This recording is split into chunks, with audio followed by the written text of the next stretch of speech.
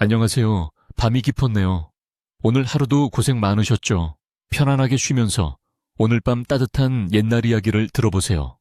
옛날 옛적에 어느 한 깊은 산골 마을에 슬픈 운명을 타고난 여인이 살고 있었답니다. 이야기는 조선팔도에서 콧대 높기로 소문난 양반 고을.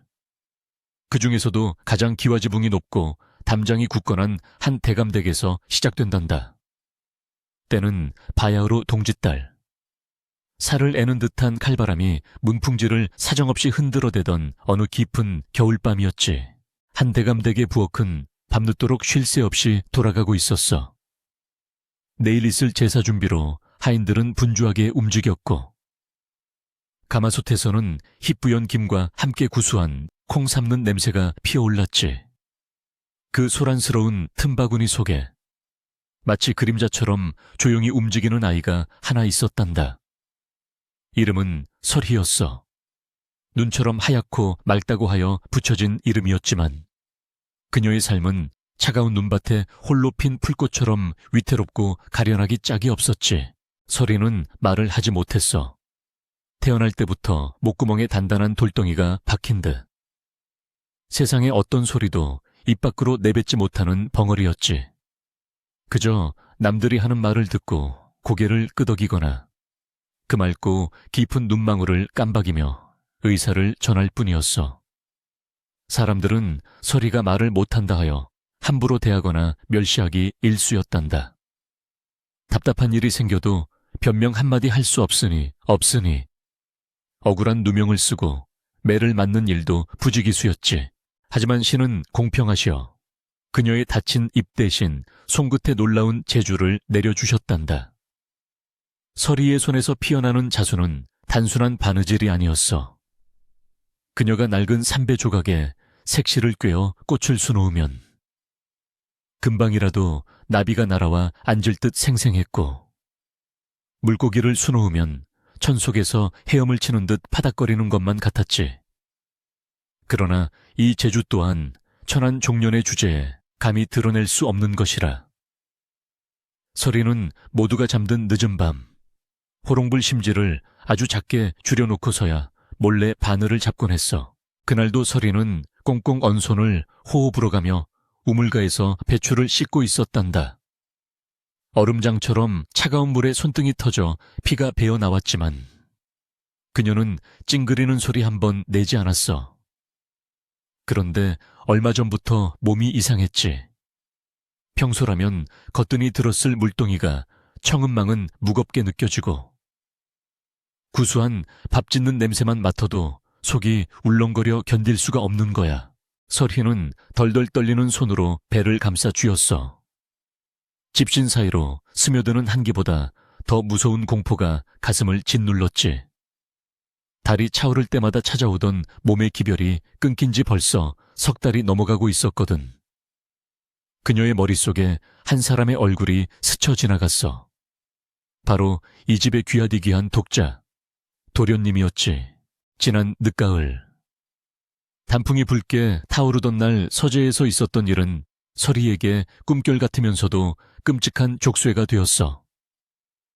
글 공부에 지쳐있던 도련님은 차를 올리러 온 설희의 고운 자태와 말 못하는 그녀의 순종적인 모습에 마음을 뺏겼었지.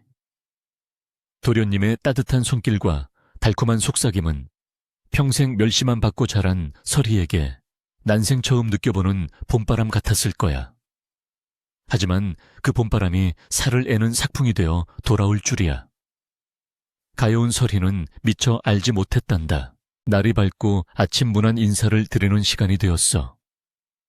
안방마님인 조씨 부인은 매서운 눈매로 집안 구석구석을 감시하고 있었지. 그녀는 가문의 명예와 위신을 목숨보다 중요하게 여기는 분이었어. 티끌 하나, 오점 하나 용납하지 않는 대쪽 같은 성미였기에 하인들은 마님 앞에서는 숨소리조차 크게 내지 못했단다. 설희는 조심스럽게 마님의 아침상을 들고 안방으로 들어갔어. 따뜻한 숭늉 냄새가 코끝을 스치는 순간 참으려야 참을 수 없는 욕지기가 치밀어 올랐지. 설희는 황급히 입을 틀어막았지만 우게 하는 소리가 새어나오는 것까지 막을 수는 없었어. 쟁반 위에서 녹그릇들이 요란하게 부딪히며 짤그랑 소리를 냈지. 방 안의 공기가 순식간에 얼어붙었어. 조씨 부인의 서늘한 시선이 설희에게 꽂혔지. 부인은 천천히 수저를 내려놓으며 설희를 쏘아보았어. 그녀의 눈빛은 마치 먹잇감을 노려보는 독수리처럼 날카로웠단다. 부인은 곁에 서 있던 상궁에게 눈짓을 했고, 노련한 상궁은 단박에 설희의 헬쑥한 얼굴과 부르튼 입술, 그리고 무의식적으로 배를 감싸는 손동작을 알아채고는 마님께 귓속말을 전했지. 천한 것이 감히 신성한 안방에서 부정을 저질러 내년의 몸뚱이에 든 것이 무엇이냐. 조씨, 부인의 목소리는 낮았지만 그 안에 담긴 분노는 천둥보다 무거웠어. 설희는 바들바들 떨며 바닥에 납작 엎드렸지. 아무 말도 할 수 없었어.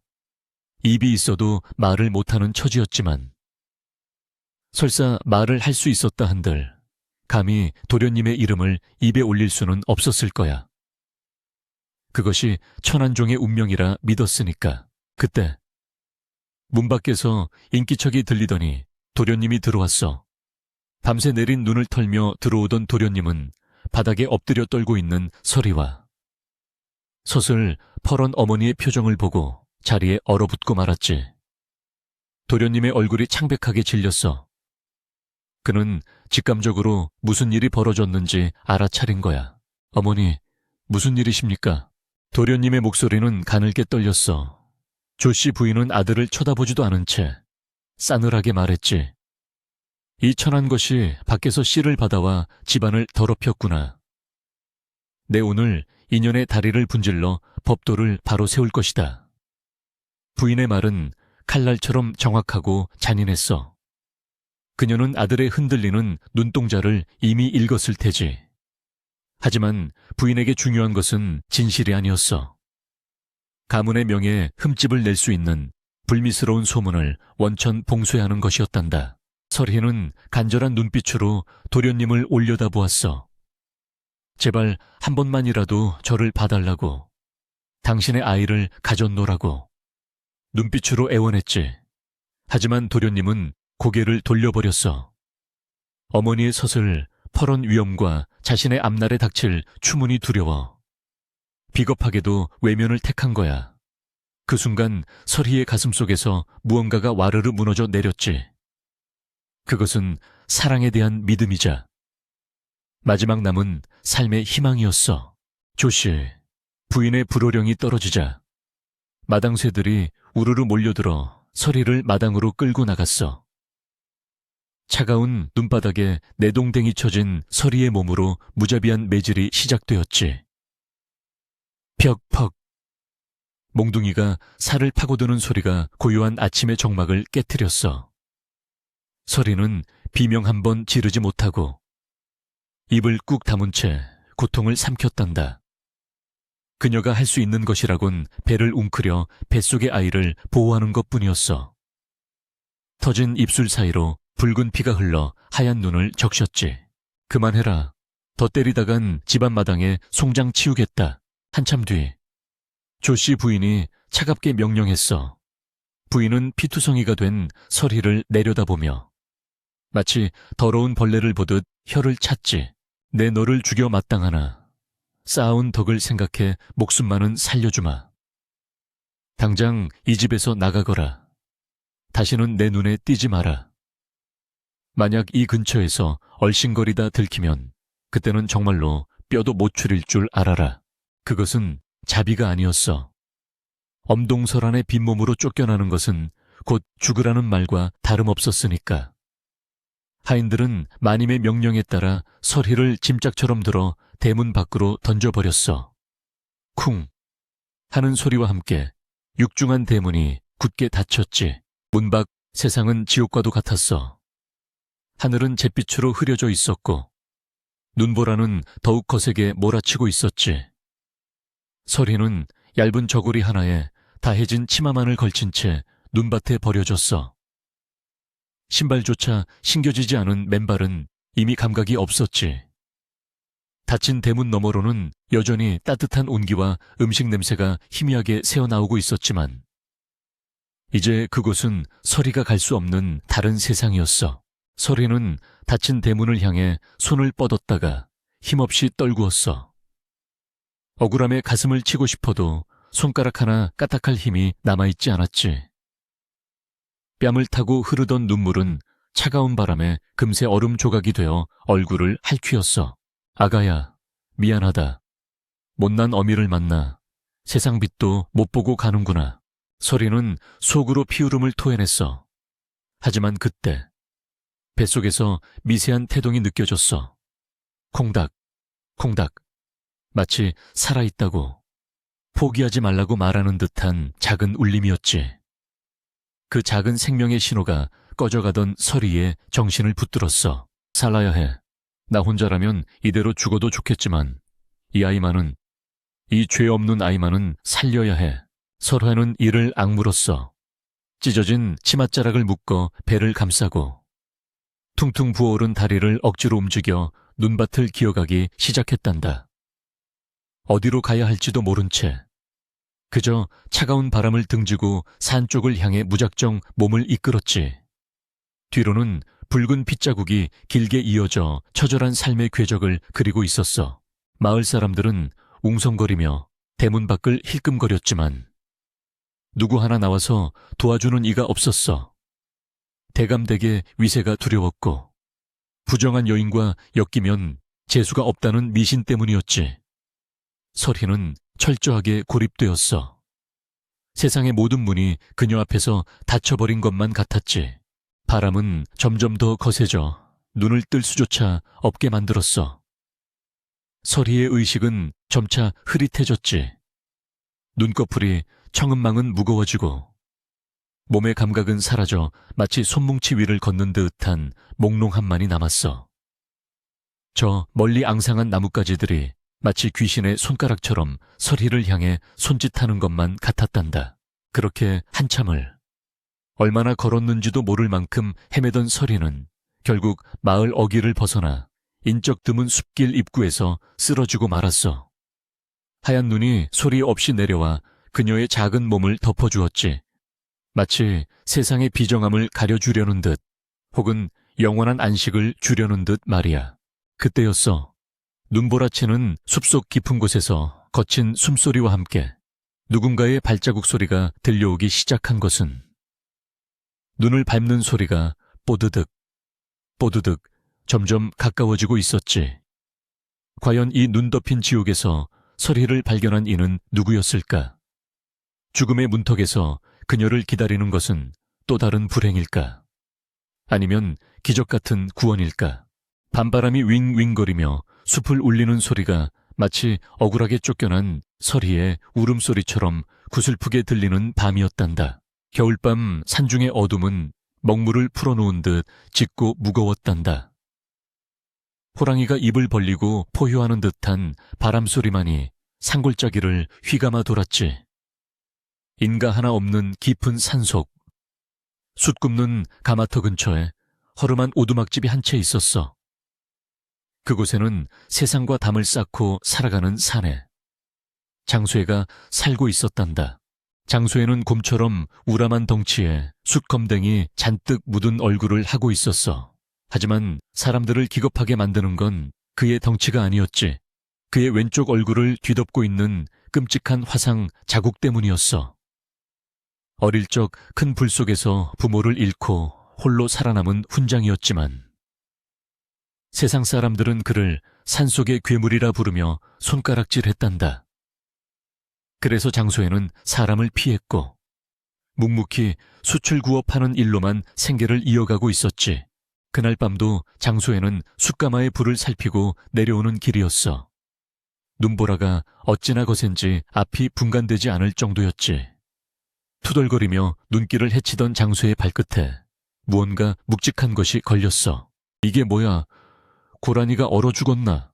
장소에는 혀를 차며 발치해 놓인 하얀 덩어리를 내려다보았어. 짐승이라기엔 형체가 이상했지. 그는 쭈그리고 앉아 눈을 털어내 보았어. 그리고는 소스라치게 놀라 뒤로 물러나고 말았단다. 그것은 짐승이 아니라 사람이었어. 얇은 옷 한 벌만 걸친 채 쓰러져 있는 만삭의 여인. 바로 설희였지. 여인의 얼굴은 송장처럼 하얗게 질려 있었고 입술은 파랗게 굳어 있었어. 장소에는 거친 손을 뻗어 여인의 코 밑에 대어 보았지. 희미하지만 따뜻한 바람이 손가락 끝에 느껴졌어. 젠장, 산송장이 다 되었구먼. 재수없 붙게 생겼어. 장소에는 거칠게 투덜거렸지만 몸은 이미 움직이고 있었어. 이 엄동설 안의 사람을, 그것도 아이벤 여자를 그냥 두고 갈 만큼 모진 위인은 못 되었거든. 그는 끙하는 소리와 함께 설희를 들쳐 업었어. 깃털처럼 가벼운 무게에 장소의 가슴 한 구석이 찡하게 울렸단다. 오두막에 도착한 장소에는 설희를 아랫목에 눕혔어. 방 안은 썰렁했지만 아궁기에 불을 지피자 금세 훈훈한 온기가 돌기 시작했지. 장소에는 젖은 옷을 덮어줄 마른 천을 찾으려 방 안을 뒤지다. 자신이 덮고 자던 낡은 무명 이불을 꺼내 덮어주었어. 죽지 마라. 내 집에서 송장 치우는 꼴은 못 본다. 장소에는 무뚝뚝하게 내뱉고는 부엌으로 나가 물을 끓이기 시작했어. 솥뚜껑이 다그락거리는 소리, 장작이 타닥타닥 타는 소리가 고요한 오두막을 채웠지. 얼마나 지났을까? 설희가 희미하게 눈을 떴어. 낯선 천장, 그 으름 냄새, 그리고 따뜻한 온기. 그녀는 여기가 저승인가 싶었지. 몸을 일으키려다 뱃속이 끊어질 듯 아파 억소리를 내며 다시 주저앉았어. 그 소리를 듣고 방문이 벌컥 열렸지. 문틈으로 들어온 사내의 얼굴을 본 순간 설희는 공포에 질려 숨을 들이켰어. 붉게 일그러진 흉터와 숯검댕이 묻은 험상궂은 얼굴은 영락없는 산적이나 도깨비 같았거든. 설희는 뒷걸음질치며 구석으로 몸을 피했어. 두려움에 떨며 뱃속의 아이를 감싸 안았지. 장소에는 그런 설희의 반응이 익숙하다는 듯 씁쓸한 표정을 지었어. 그는 말없이 김이 모락모락 나는 따뜻한 물 한 사발을 문가에 놓고는 돌아섰지. 해치지 않으니 겁먹지 마시오. 몸부터 녹이슈. 그의 목소리는 거칠었지만 그 속에 담긴 뜻밖의 온기가 설희의 귀를 붙잡았어. 설희는 조심스럽게 사발을 가져와 목을 축였지. 따뜻한 물이 식도를 타고 내려가자 얼어붙었던 오장육부가 조금씩 풀리는 것 같았어. 하지만 안도감도 잠시. 뱃속에서 다시금 격렬한 통증이 몰려왔어. 이번엔 달랐어. 하늘이 노랗게 보이고 허리가 끊어질 듯한 고통이었지. 아이가 나오려는 신호였어. 설희는 식은땀을 흘리며 방바닥을 긁어댔어. 비명조차 지르지 못하는 벙어리의 몸부림은 더욱 처절해 보였지. 방 밖에서 서성거리던 장소에는 방 안에 심상치 않은 기척을 느끼고 뛰어들어왔어. 고통에 몸부림치는 설희를 보며 장소에는 당황하여 어쩔 줄을 몰랐지. 평생 숨만 굽고 살아온 노총각이 아이 낳는 걸 본 적이 있었겠니? 에여, 이보시오, 정신 차리시오. 장소에는 허둥지둥 부엌으로 달려가 솥에 물을 더 붓고 불을 지폈어. 깨끗한 가위와 무명천을 찾아들고 다시 방으로 들어왔을 때 설희는 이미 탈진 직전이었지. 장소에는 땀으로 범벅이 된 설희의 손을 꽉 잡아주었어. 힘을 내시오. 어미가 정신을 놓으면 아이도 죽소. 장소의 고함 소리에 설희는 번쩍 눈을 떴어. 그래, 아이. 내 아이. 설희는 아래 십술을 피가 나도록 깨물며 마지막 힘을 쥐어짜냈어. 그녀의 손을 잡은 장소의 손도 부들부들 떨렸지. 유왕유왕. 새벽달기 울 무렵. 우렁찬 악이 울음소리가 깊은 산속의 정막을 깨트렸어. 건강한 사내아이였지. 장소에는 떨리는 손으로 탯줄을 자르고 서툰 솜씨로 아이를 받아 씻겼어. 쭈글쭈글하고 붉은 핏덩이였지만 장소의 눈에는 세상 무엇보다 신기하고 귀해 보였단다. 고놈 참 목청 한번 좋네. 대장감이야, 대장감. 장소에는 아이를 무명천에 싸서 설희의 품에 안겨주었어. 설희는 아이를 받아안고 하염없이 눈물을 흘렸지. 죽음의 문턱에서 피워 올린 생명이었어. 아이의 따뜻한 천이 느껴지자 그간의 서름과 고통이 눈 녹듯 사라지는 것만 같았어. 그녀는 장소혜를 올려다보며 깊이 고개를 숙였어. 말은 없었지만 그 눈빛은 감사합니다, 정말 감사합니다라고 1000번 만번 외치고 있었지. 그날부터 기묘한 동거가 시작되었단다. 장소혜는 수출 팔러 장에 나갈 때마다 산모에게 좋다는 미역이며 쌀을 구해왔어.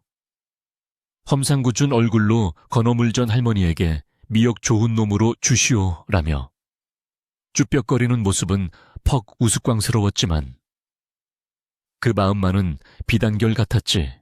설희는 몸을 추스르자마자 가만히 있지 않았어. 그녀는 천성이 부지런하고 깔끔한 사람이었거든. 먼지가 굴러다니던 오두막은 설희의 손길이 닿자 몰라보게 달라지기 시작했어.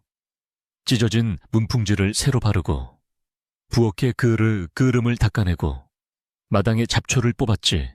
칙칙하고 어둡기만 했던 사내의 거처에 사람 사는 온기가 돌기 시작한 거야. 설희는 말 못하는 입 대신 따뜻한 밥상으로 장수에게 마음을 전했어. 산에서 나는 나물과 장수회가 구해온 거친 재료들로 차린 밥상이었지만 그 맛은 일품이었지. 장수회는 평생 처음 받아보는 정갈한 밥상 앞에서 콧날이 시큰해지는 걸 느꼈어. 밥맛 한번 좋구먼.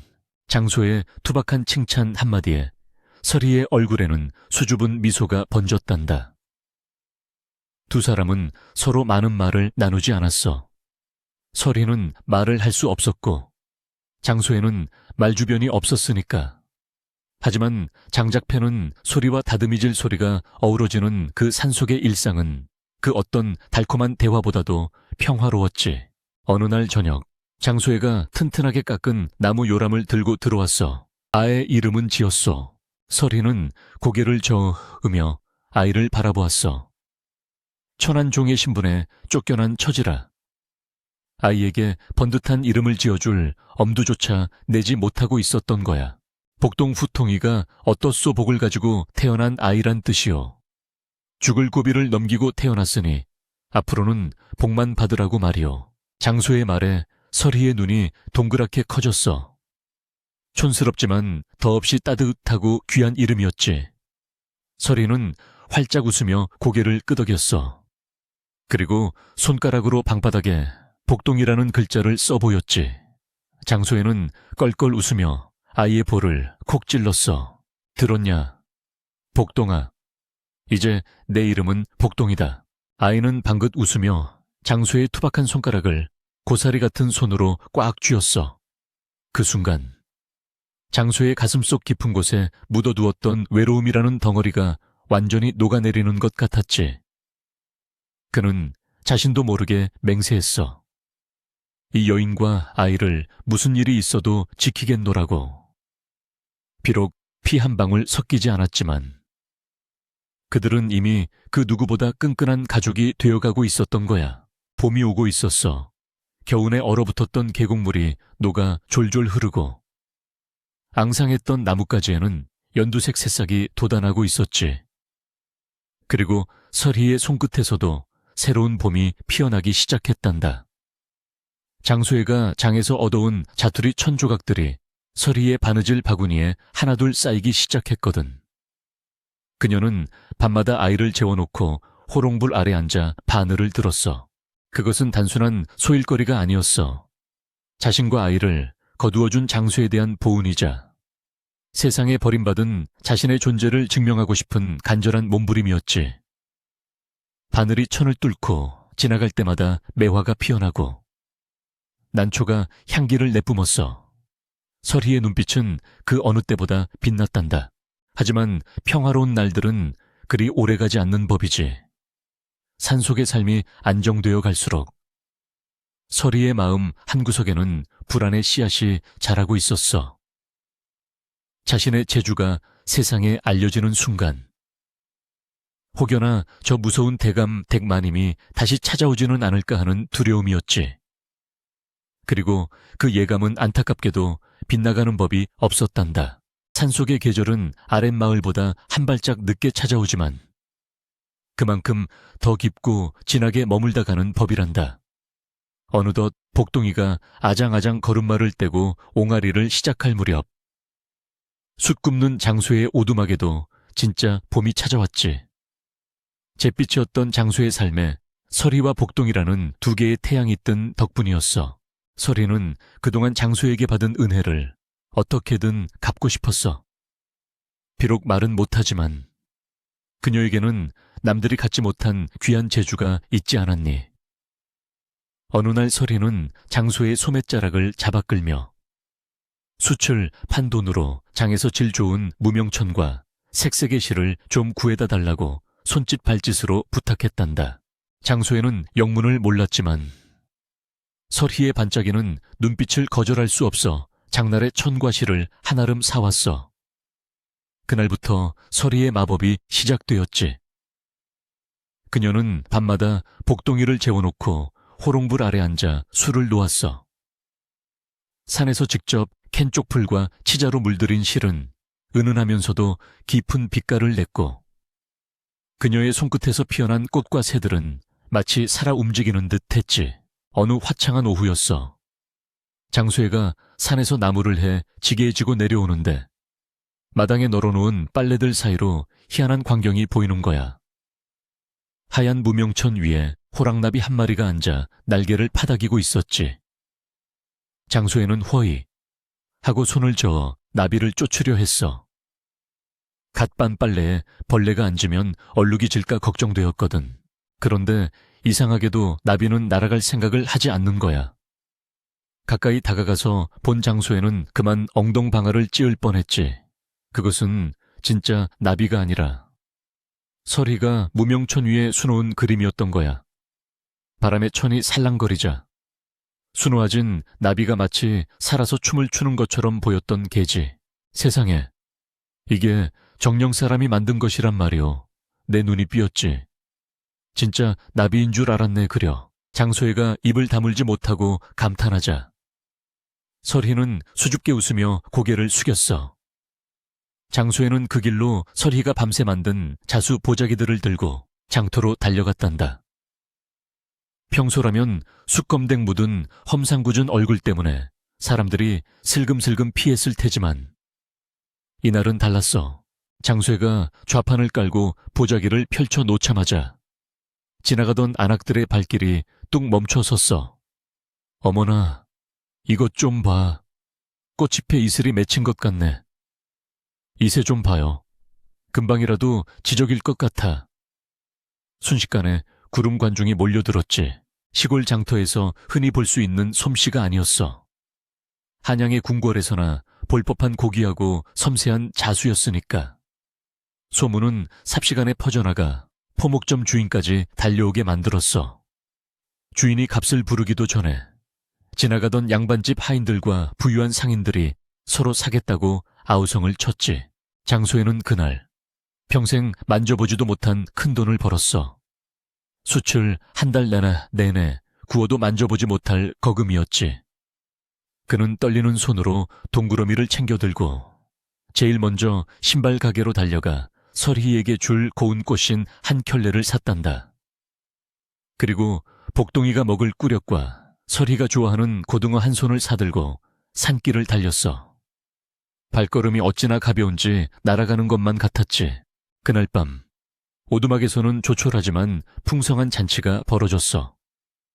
노릇노릇하게 구운 고등어 냄새가 방 안에 가득했고 복동이는 꾸엿을 빨며 방실방실 웃었지. 장소애가 수줍게 내민 꽃신을 받아든 설희의 눈시울이 붉어졌어. 맨발로 눈길을 걸어 쫓겨났던 그날의 서름이 장소의 따뜻한 마음 덕분에 비로소 씻겨 내려가는 듯 했지. 소문은 발 없는 말이 되어 천리를 갔어. 깊은 산속 숲 굽는 총각네 집에 선녀가 내려와 산다더라. 그 선녀가 술을 놓으면 죽은 나무에도 꽃이 핀다더라. 사람들은 설희를 숫산의 선녀라 부르며 신비해했지. 덕분에 장소연의 살림은 나날이 펴져. 이제는 제법 윤택한 생활을 할 수 있게 되었어. 하지만 빛이 강하면 그림자도 짙어지는 법이지. 설희의 명성이 높아질수록 산 아래 마을의 대감댁 분위기는 초상집처럼 가라앉고 있었어. 한 대감댁의 유일한 희망이었던 도련님이 시름시름 앓기 시작했기 때문이야. 도련님은 설희를 내쫓은 죄책감 때문인지 아니면 타고난 허약함 때문인지 날이 갈수록 말라만 갔어. 백약이 무효했고 용하다는 의원들도 고개를 절레절레 흔들었지. 게다가 도련님은 자식을 볼 수 없는 몸이 되었다는 청천벽력 같은 진단까지 받았어. 대가 끊길 위기에 처한 거야. 가문의 대를 잇는 것에 목숨을 걸었던 조씨 부인은 미치고 팔짝 뛸 노릇이었지. 그녀는 굿도 해보고 전국의 명산을 찾아다니며 기도를 올렸지만 아들의 병세는 깊어만 갔어. 집안에는 웃음소리가 사라지고 하인들의 한숨소리만이 가득했단다. 그러던 어느 날 조씨 부인의 생신을 맞아 문중의 친척들이 인사를 왔어. 그중 눈썰미 좋은 한 친척 부인이 귀한 선물이라며 비단 보자기 하나를 내놓았지. 형님, 이것 좀 보세요. 요즘 장안에서 없어서 못 판다는 숫산 선녀의 자수입니다. 어찌나 솜씨가 기가 막힌지. 이걸 방에 두면 집안에 복이 들어온다지. 뭡니까? 조씨 부인은 심드렁하게 보자기를 받아 펼쳐보았어. 그런데 그 순간 부인의 눈이 휘둥그레졌지. 보자기 귀퉁이에 수놓아진 작은 영군 문양. 그것은 아주 독특한 기법이었어. 실을 꼬아 입체감을 주는 매듭수였는데 그건 조씨 부인이 젊은 시절 아끼던 몸종에게만 특별히 가르쳐 주었던 비기, 미지였거든. 그 몸종이 바로 설희였어. 부인의 손이 부들부들 떨리기 시작했어. 설희가 살아있다니, 그것도 저 산속에서 이런 귀한 대접을 받으며 살고 있다니. 하지만 부인의 머릿속을 스친 생각은 분노만이 아니었어. 번개처럼 스쳐 지나가는 하나의 사실이 있었지. 그년이 쫓겨날 때 분명 아이를 베고 있었다. 만약 그 아이가 살아있다면 부인의 눈빛이 탐욕과 집착으로 번들거렸어. 내 아들이 자식을 낳을 수 없다면 그 천한 종년이 낳은 아이라도 데려와야 했다. 비록 어미는 천하지만 아비는 양반이니 씨바디로 낳은 셈치고 데려와 씻기면 내 손자가 되는 것이 아닌가. 게다가 저토록 돈이 되는 재주까지 가지고 있다니. 그 재주를 이용하면 기울어가는 가문의 재정에도 큰 도움이 될 터였어. 이기심에 눈이 먼 조씨 부인은 즉시 하인들을 소집했어. 당장 숯 굽는 산으로 갈 채비를 하라. 내 직접 확인해야 할 것이 있다. 그녀의 목소리에는 서리빨 같은 살기가 서려 있었지. 가막꾼들과 건장한 사내 종 수십 명이 횃불을 들고 대문을 나섰어. 그 시각 산속 오두막은 폭풍 전야처럼 고요했어. 장소에는 내일 장에 내다 팔 숯을 가마니에 담고 있었고 설희는 곤히 잠든 복동이에 머리맡에서 해진 옷을 기워주고 있었지. 그때였어. 산 아래쪽에서 요란한 소리가 들려오기 시작한 것은 걔 누구 없느냐, 썩 나와보지 못할까. 고요한 상월짝을 뒤흔드는 고함 소리에 장쇠가 깜짝 놀라 밖으로 뛰쳐나갔어. 어둠 속에서 수많은 횃불이 일렁이며 오두막을 포위해오고 있었지. 마치 산짐승을 사냥하러 온 사냥꾼들처럼 살벌한 기세였어. 가마의 휘장이 거치고 화려한 비단옷을 입은 조씨 부인이 천천히 걸어나왔어. 그녀의 차가운 시선이 장소혜를 훑고 지나가 오두막 문에 꽂혔지. 장소혜는 본능적으로 위험을 감지하고 도끼를 챙겨들고 문 앞을 가로막아 섰어. 누구요? 이 밤중에 남의 집에 쳐들어와 무슨 행패요? 장소혜가 천둥처럼 고함을 쳤지만 조씨 부인은 눈 하나 깜짝하지 않았어. 그녀는 코웃음을 치며 부채로 코를 막았지. 어디서 천한 숫쟁이 냄새가 진동을 하는구나. 썩 비키거라. 내 이 집에 숨어있는 도둑년을 잡으러 왔다. 도둑년이라니 우리 집엔 그런 사람 없어. 호, 그래, 내 눈으로 확인하기 전에는 못 돌아간다. 여봐라, 저놈을 끌어내고 집안을 뒤져라. 부인의 명령이 떨어지자마자 건장한 사내 종들이 몽둥이를 들고 장수에게 달려들었어. 장수에는 곰처럼 괴력을 발휘하며 맞서 싸웠지만 수적으로 역부족이었지. 결국 장수에는 머리에서 피를 흘리며 바닥에 제압당하고 말았어. 이 놈들, 이거 놓지 못해. 건드리면 가만 안 둔다. 장수의 절규가 산을 울리는 사이 방문이 벌컥 열렸어. 그리고 서리가 나왔지. 그녀의 등에는 겁에 질려 우는 복동이가 엎여 있었어. 서리의 얼굴은 백지장처럼 하얗게 질려 있었지만 그 눈빛만은 더 이상 예전의 유약한 소녀가 아니었어. 어미로서, 그리고 한 인간으로서 자신의 삶을 지키려는 결연한 의지가 담겨 있었지. 조씨 부인은 서리와 그 등에 엎인 아이를 번갈아 쳐다보며 회심의 미소를 지었어. 아이의 얼굴이 제 아비인 도련님의 어릴 적 모습과 판박이었거든. 역시 살아있었구나. 내 핏줄을 도둑질해 도망친 년. 부인은 표독스러운 목소리로 말하며 서리에게 한 발자국씩 다가갔어. 서리는 뒷걸음질 치지 않았어. 오히려 아이를 더욱 단단히 업고 고개를 꼿꼿이 든 채 부인을 노려보았지. 그 아이를 이리 내놓거라. 내년 같은 천한 것이 키울 아이가 아니다. 양반가의 씨를 훔친 죄는 죽어 마땅하나 아이를 봐서 목숨은 부지하게 해주마. 부인의 뻔뻔한 요구에 장쇠가 피를 토하듯 소리쳤어. 안 돼, 절대 못 줘. 내 자식이다. 우리 복동이는 내 자식이란 말이다.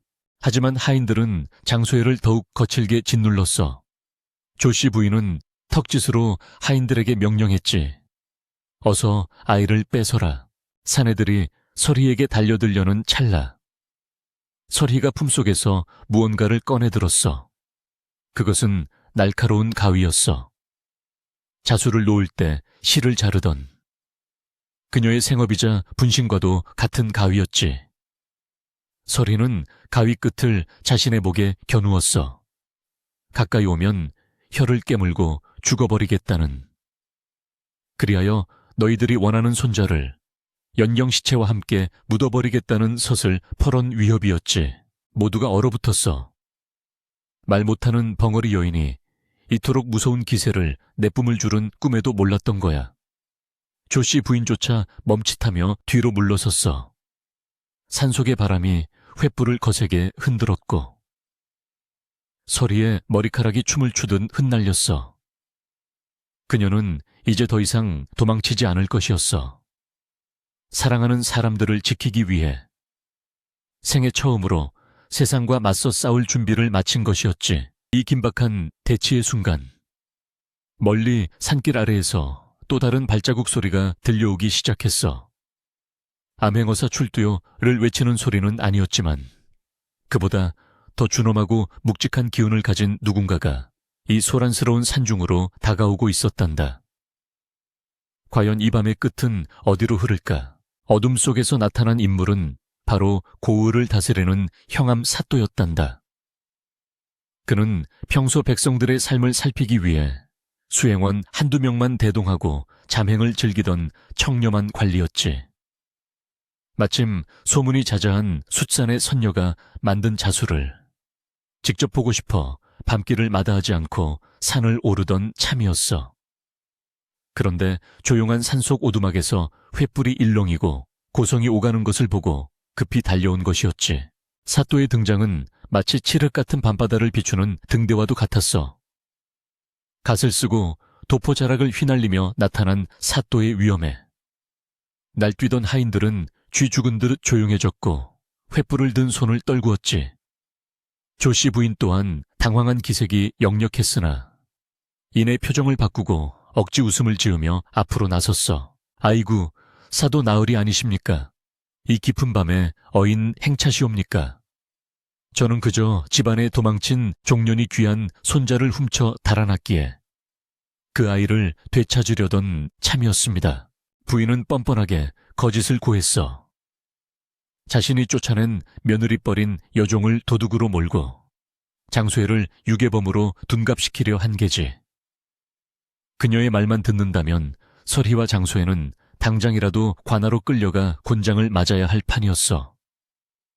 억울함에 장소혜가 입을 열려 했으나 짓눌린 몸이라 신음소리만 새어 나올 뿐이었지. 사또는 차가운 눈빛으로 조씨 부인을 내려다보았어. 그리고 시선을 돌려 목에 가위를 겨누고 있는 설희를 바라보았지. 사또의 눈에 들어온 것은 설희의 떨리는 손과 그 품에 안긴 아이의 겁에 질린 눈망울, 그리고 헝클어진 머리카락 사이로 보이는 결연한 의지였어. 무엇보다 사또의 시선을 사로잡은 것은 설희가 입고 있는 저고리 소매 끝에 수놓아진 작은 문양이었단다. 그것은 시장에서 보았던, 그토록 감탄에 맞지 않았던 자수의 솜씨가 분명했어. 사또는 천천히 설희에게 다가갔지.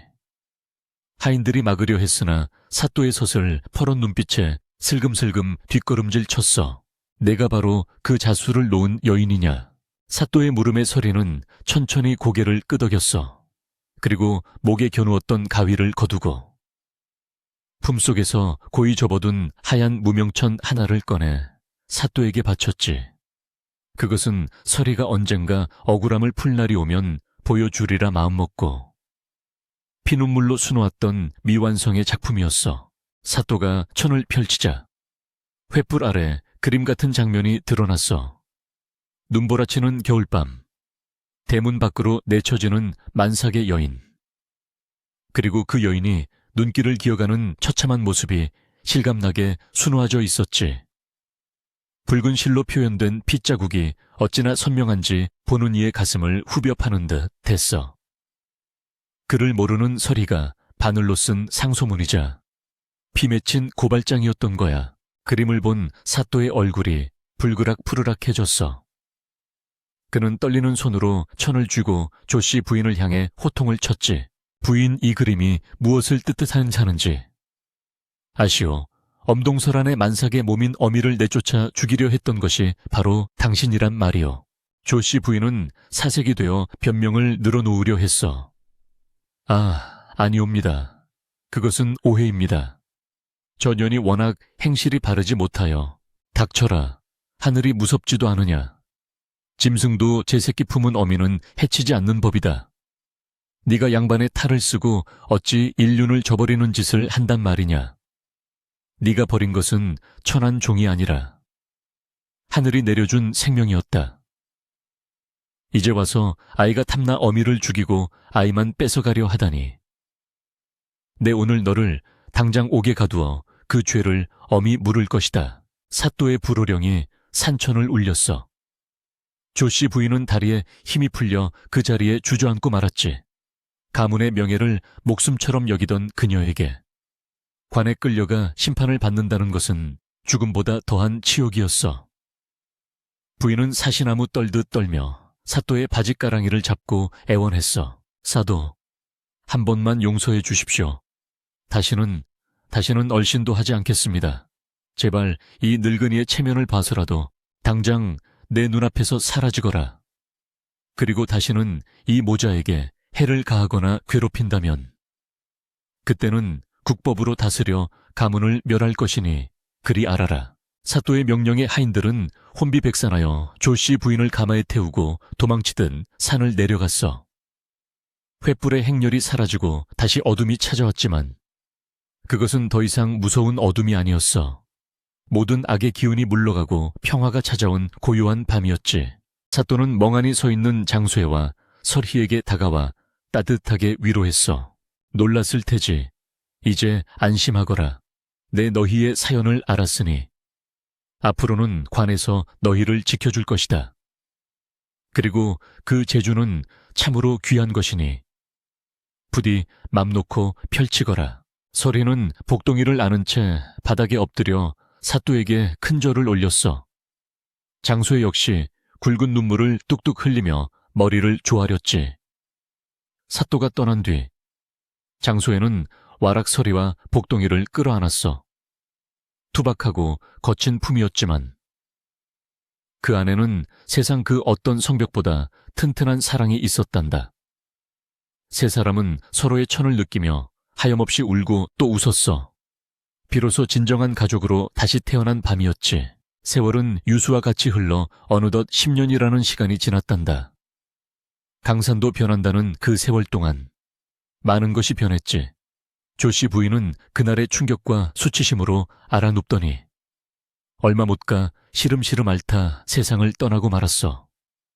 도련님 또한 후회 속에 짧은 생을 마감했고 한때 떵떵거리던 대감대근 주인을 잃고 쇠락하여 잡초만 무성한 폐가가 되었지. 인과응보, 뿌린 대로 거둔다는 옛말이 하나 틀린 게 없었어. 반면 숯 굽는 마을은 웃음꽃이 피어나는 명소가 되었단다. 설희는 나라에서 제일 가는 자수장인이 되었어. 그녀의 작품은 궁궐의 왕비님까지 찾을 정도로 유명해졌지. 하지만 설희는 부귀영화를 조차 한양으로 가지 않고 여전히 산속 오두막을 지키며 살았어. 그곳이 장쇠와 복동이, 그리고 자신의 행복이 깃든 보금자리였으니까. 이제 오두막은 더 이상 초라한 숫쟁이의 집이 아니었어. 번듯한 기와집이 들어서고 마당에는 설희가 좋아하는 꽃들이 사계절 내내 피어났지. 흉터 때문에 사람을 피하던 장소에는 이제 마을 사람들의 존경을 받는 촌장이 되었어. 그의 험상궂은 얼굴에 가려져 있던 진심과 지혜를 사람들이 알게 된 덕분이지. 어느 화창한 봄날, 뒷산 언덕에는 노란 유채꽃이 흐드러지게 피어 황금 물결을 이루고 있었어. 그 꽃밭 사이로 건장한 소년이 뛰어다니고 있었지. 바로 무럭무럭 자란 복동이었어. 어찌나 씩씩하고 밝은지 보는 사람마다 절로 미소를 짓게 만드는 아이였단다. 어머니 아버지 이리 와보세요. 나비가, 왕나비가 잡혔어요. 복동이가 손을 흔들며 외치자 정재 앉아있던 설희와 장소혜가 마주보고 빙그레 웃었어. 설희의 얼굴에는 이제 그늘이라곤 찾아볼 수 없었지.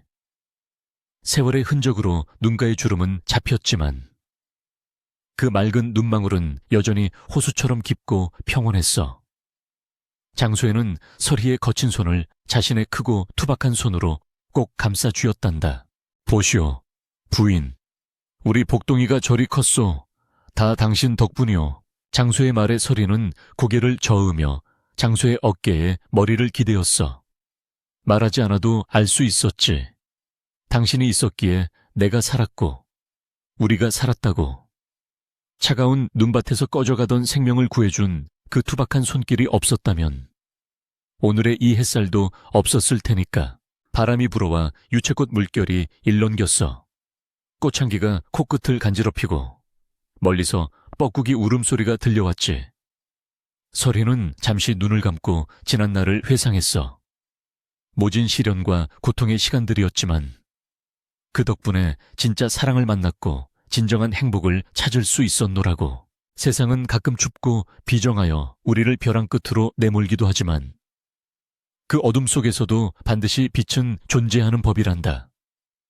설희와 장소의 이야기는 우리에게 말해주고 있어. 겉모습이 아름다운 것보다 마음이 아름다운 것이 더 중요하며 진실한 사랑과 선한 마음은 결국 모든 시련을 이겨내고 싹을 틔운다는 것을 말이야. 밤이 깊었구나. 창밖에는 또다시 눈이 내리는 것 같네. 하지만 걱정 말거라.